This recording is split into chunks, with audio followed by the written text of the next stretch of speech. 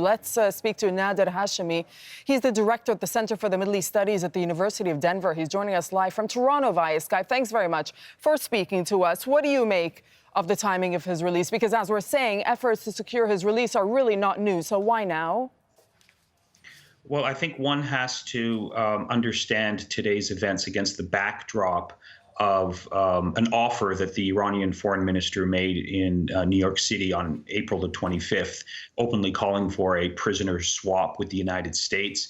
I view this as a sort of trial balloon message to the United States that the Iranians want to do business with the Trump administration. And this was actually a very easy prisoner swap to undertake because it was a bilateral relationship between Iran and Lebanon. It didn't directly involve the United States. There was a lot of heavy lobbying from the Lebanese government to secure Nizar's release.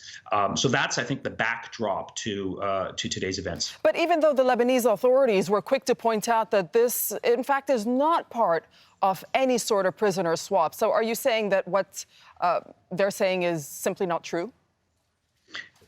No, I think the Lebanese government is absolutely right. This was not part of a broader prisoner swap. This was, I think, primarily motivated by strong lobbying on behalf of the Lebanese government, which is, very close to the Islamic Republic of Iran. But I think what the Iranians are doing here is they're sending a veiled message to the Trump administration that we have many hostages that we've taken, and we want to exchange them for benefits, advantages from the United States.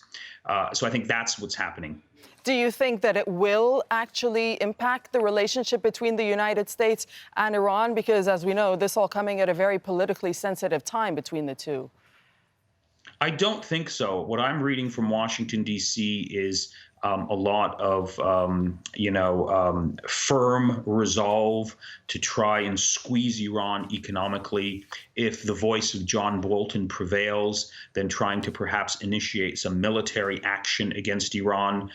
Donald Trump is reluctant to go down that route. But I don't think there's an appetite in Washington to take up the Iranian offer for, swapping hostages. And for a very good reason, I would point out. I mean, what Iran has done here is effectively taken innocent people as hostage, and they're claiming that they want to, swap them with, people in American prisons who are not taken hostages. They've been subject to due process. They have lawyers. They violated American law. So I don't think this would sell inside the United States. I don't think there's an appetite in Washington, D.C., and I don't think there's a broader support for this within the American political establishment to engage in some sort of hostage bargain with Iran. All right. Nader Hashemi, we'll leave it there. We thank you for speaking to us from Toronto.